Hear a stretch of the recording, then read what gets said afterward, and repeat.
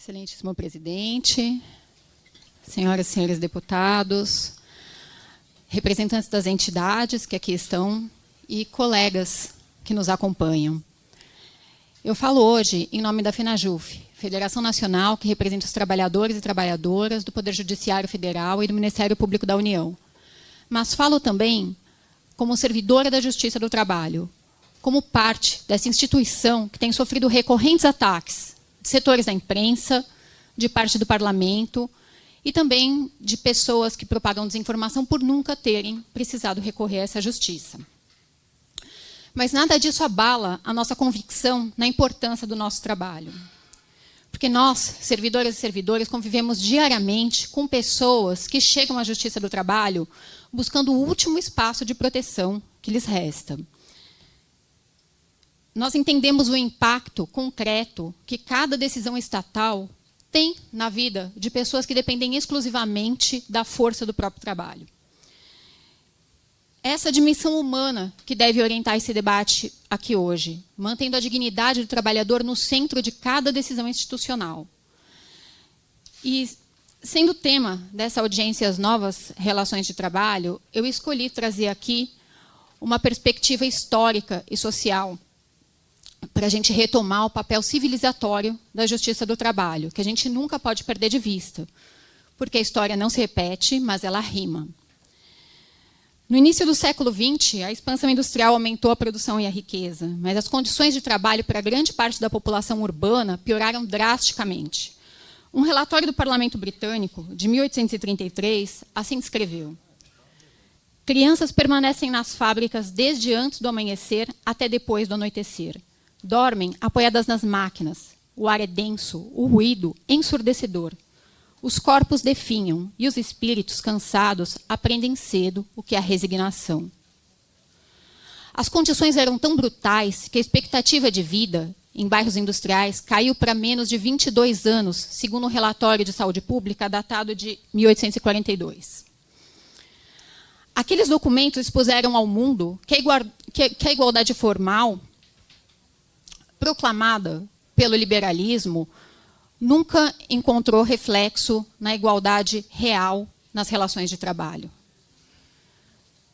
No papel, patrões e trabalhadores eram livres para contratar, mas na prática, um lado detinha todos os meios de produção e o outro era obrigado a se sujeitar a condições desumanas de trabalho apenas para sobreviver. E foi esse cenário de avanço técnico e degradação humana que impulsionou o surgimento das primeiras normas coletivas, dos primeiros sindicatos modernos e, mais tarde, dos primeiros marcos internacionais de proteção ao trabalho. Muito antes de a Declaração da Filadélfia afirmar que o trabalho não é uma mercadoria, esse já era o fundamento jurídico e moral que inspirou a criação da OIT, em 1919. Em 1944, esse princípio ganhou forma explícita na Declaração da Filadélfia. Em 1946, força constitucional dentro da OIT. E desde então, todos os Estados-membros da OIT, inclusive o Brasil, que é um dos Estados fundadores, assumiram como dever proteger o trabalho humano como um valor e não como um objeto de exploração. Essas normas vinculam o executivo, o judiciário e também este parlamento. Proteger o trabalho humano não é uma pauta de governo, mas é uma responsabilidade permanente do Estado brasileiro. E essa responsabilidade exige vigilância constante, pois a cada nova forma de organização produtiva ressurgem pressões para que o direito do trabalho ceda espaço à lógica do menor custo. Essa tensão nunca desapareceu, ela apenas mudou de forma. E agora ela reaparece com força.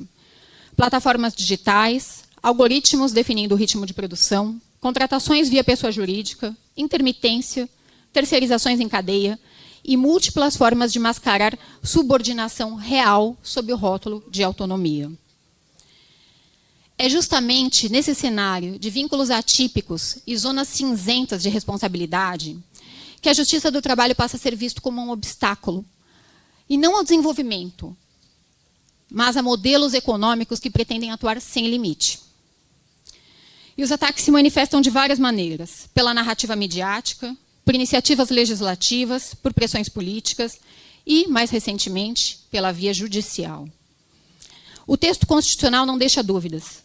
Compete à Justiça do Trabalho processar e julgar as ações oriundas da relação de trabalho. Essa competência é ampla e autoaplicável. Mas decisões recentes do Supremo vêm restringindo indevidamente essa competência. Nos temas 1143 e 550, o Supremo transferiu à Justiça Comum causas nitidamente trabalhistas. E reclamações constitucionais têm cassado decisões que reconhecem o vínculo de emprego, ainda que presentes todos os requisitos do artigo 3º da CLT. Mas esses requisitos dependem de prova. E a reclamação constitucional não admite reexame de provas. Isso gera insegurança jurídica e dificulta o enfrentamento de fraudes modernas, como a pejotização simulada. O resultado disso é tirar do trabalhador o acesso ao único ramo judiciário onde ele pode, de fato, fazer frente a quem detém o poder econômico. É um ramo desenhado para reduzir barreiras de acesso e garantir o direito constitucional de acesso à justiça. Além disso, magistrados e servidores concursados acumulam conhecimento técnico especializado e experiência que permitem a eles identificar fraude, terceirização irregular e subordinação disfarçada. Os dados do Justiça em Números do CNJ confirmam: a Justiça do Trabalho está entre os ramos mais produtivos do judiciário brasileiro. Concilia mais, julga mais rápido e executa melhor. Isso garante que verbas de natureza alimentar, que sustentam famílias, cheguem ao trabalhador com rapidez e efetividade. Mas tudo isso também fica ameaçado por um outro ataque silencioso: a asfixia orçamentária.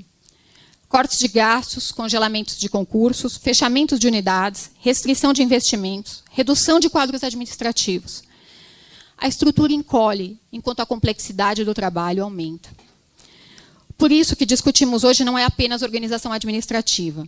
É se o Brasil vai ter um sistema capaz de alcançar quem mais precisa ou se deixará essa população à própria sorte. E cabe a nós, servidores, magistrados, parlamentares, representantes da sociedade, decidir se a Justiça do Trabalho vai sobreviver. Nós, da FENAJUF, escolhemos lutar. Por isso, temos uma trajetória firme em defesa da Justiça do Trabalho e do serviço público, atuando no Congresso, mobilizando a categoria, participando de atos, dialogando com a sociedade. Pois defender a Justiça do Trabalho é defender a democracia. E defender os servidores é garantir que essa democracia funcione em cada processo, em cada atendimento, em cada sentença que muda a vida de alguém. Muito obrigada.